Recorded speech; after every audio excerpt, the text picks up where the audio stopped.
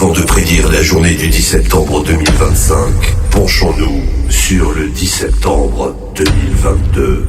Ce jour-là, les boulets jaunes et tous les bras cassés de France, syndicalistes, fonctionnaires et retraités, promettent un septembre noir comme jamais vous n'en aurez vu.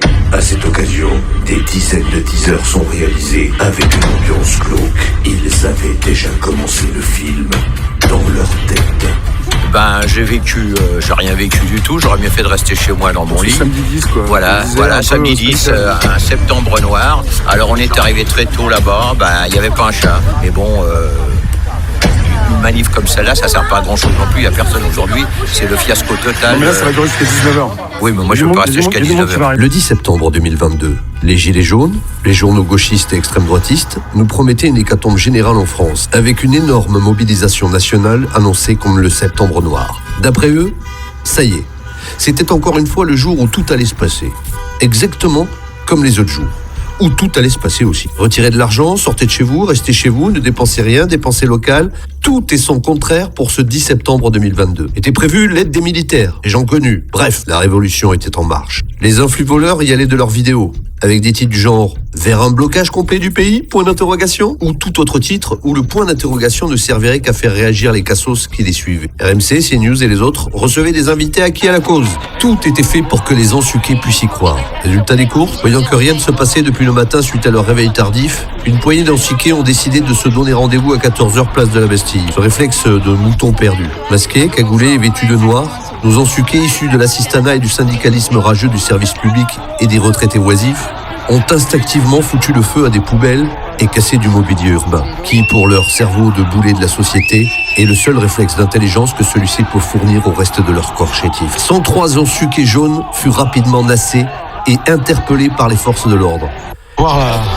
Tentative de manifestation sauvage qui a été donc avortée par la brave M qui est arrivée assez rapidement en moto.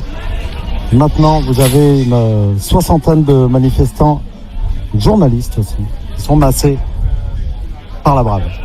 Mais vous êtes un peu léger alors, si vous obéissez à des ordres qui sont uniquement des ordres ronds et qui n'ont aucune valeur juridique sur le plan.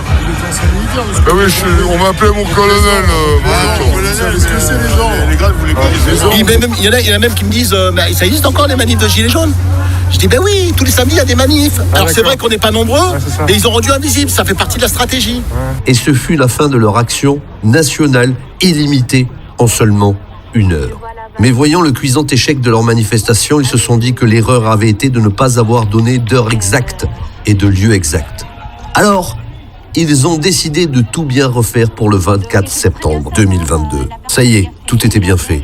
L'heure, les lieux, le parcours exact, tout y était. Et le jour venu, idem. Un bide, quelques poubelles brûlées et des conteneurs de recyclage de verre renversés. Sans compter que les trollages furent nombreux. Les gilets jaunes se faisaient conduire dans tous les lieux à des distances très éloignées les unes des autres. Et comme ces gens-là sont manipulables et ne vérifient aucune source ni qui la publie, ils y sont allés. À chaque fois, ils se sont retrouvés à 2 ou 3 et le temps qu'ils réalisent, tout était terminé. Et le pire, du pire, c'est que quelques mois plus tard, en avril 2022, Macron a été réélu. Et c'est Emmanuel Macron qui vient d'être réélu président de la République. Et aux élections législatives qui ont suivi, les Gilets jaunes qui se sont présentés ont obtenu des scores humiliants. Alors le 10 septembre 2025, aucune surprise. Il va y avoir dans quelques villages ici et là 3 ou 4 clampins sur les ronds-points qui vont boire leur vin à Socubi, ça leur fera du bien. Quelques allumés à Paris qui ne sauront pas où se retrouver, avec les mêmes têtes qu'en 2022.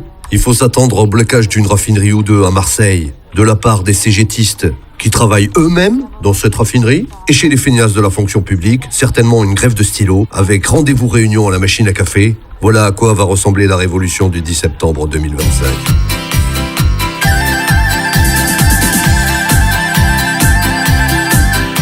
Parce que Macron, c'est l'extrême droite. De toute façon, c'est pas l'extrême droite. Il n'existe pas d'extrême droite, il n'existe pas d'extrême gauche. Ce sont tous des fascistes. Voilà, c'est le bon terme. Quelqu'un nous a dit on est au pont de Saint-Cloud. On y a été, c'est à 1,5 km de Paris. Ça m'étonnait, une telle excentration, je sais pas comment on dit. Il y avait personne, on est revenu. Rien n'est perdu. On perd des batailles, mais la guerre n'est pas perdue. It's a new day.